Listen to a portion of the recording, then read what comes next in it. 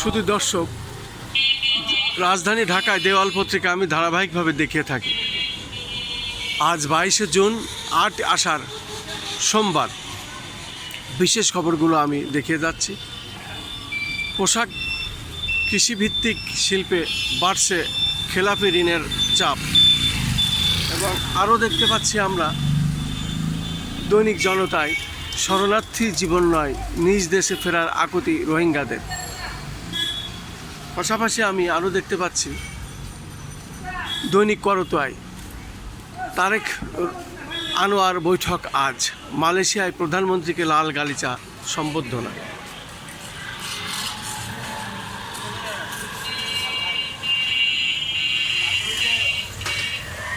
পাশাপাশি আমরা আরও দেখতে পাচ্ছি সম্পাদকীয় কলমে খুব বড় আকারে লিখেছেন, আমি দেখতে পাচ্ছি অ্যাডভোকেট মোহাম্মদ মোয়াজ্জেম হক, প্রধানমন্ত্রীর ভাবনা এবং জনগণের প্রত্যাশা। পাশাপাশি আমরা আরও দেখতে পাচ্ছি ফের আজ রাতেই মেসি শো, বিশ্ব চ্যাম্পিয়ন অধিনায়কের সামনে 3 বিশ্ব রেকর্ড।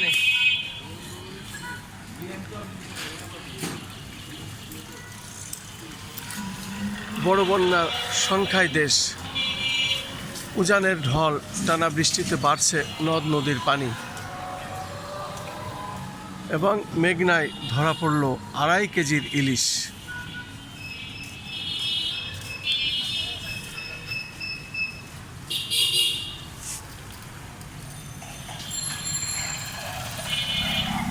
পাশাপাশি আমরা দেখতে পাচ্ছি দৈনিক ভোরের বাংলা। প্রথম পাতায় আমরা দেখতে পাচ্ছি প্রধানমন্ত্রী হিসেবে তারেক রহমানের প্রথম বিদেশ সফর মালয়েশিয়া। পাশাপাশি আরও দেখতে পাচ্ছি হরমুজ ইসরায়েল সংকটের মধ্যেই ইরানের সঙ্গে শান্তি বৈঠকে আমেরিকা, সুতোই ঝুলছে যুদ্ধবিরতি। সেই সাথে আরও দেখতে পাচ্ছি হত্যা মামলায় সাবেক প্রধান বিচারপতি খায়রুল হকের জামিন নামঞ্জুর।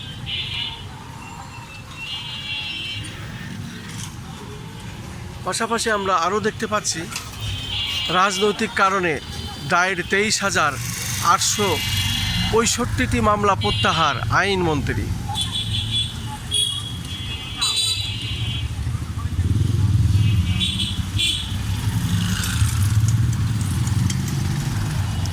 সেই সাথে আমরা আরও দেখতে পাচ্ছি ভারত ও বাংলাদেশ জুড়ে ছিল জিয়াউলের কিলিং নেটওয়ার্ক, চিফ প্রসিকিউটর।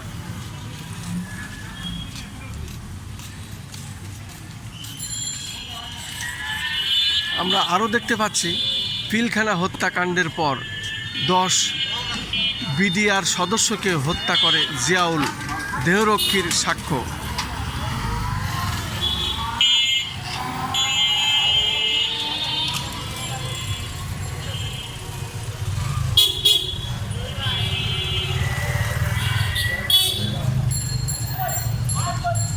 এবং আরও দেখতে পাচ্ছি গ্রেপ্তার এড়াতে সুড়ঙ্গে আত্মগোপন, 18 ঘন্টার চেষ্টায় পাকড়াও বিটিএল গ্রুপের সিইও। সেই সাথে আমরা আরও দেখতে পাচ্ছি 2 এমপির পাশাপাশি নিজের বক্তব্যও বাদ দিলেন না স্পিকার। আরও দেখতে পাচ্ছি সংসদ সদস্যদের মান উন্নয়ন দরকার, মান্না, এবং ইরান যুক্তরাষ্ট্র চুক্তির অন্তরালের নাটকীয় গল্প। সেই সাথে আমরা আরও দেখতে পাচ্ছি বিচিক শিল্প এলাকায় সশস্ত্র মহড়া, সন্ত্রাসীদের ফাঁকা গুলি, এবং বদলির কথা বলে টাকা আদায়, স্বরাষ্ট্র মন্ত্রণালয়ের কর্মকর্তা বরখাস্ত।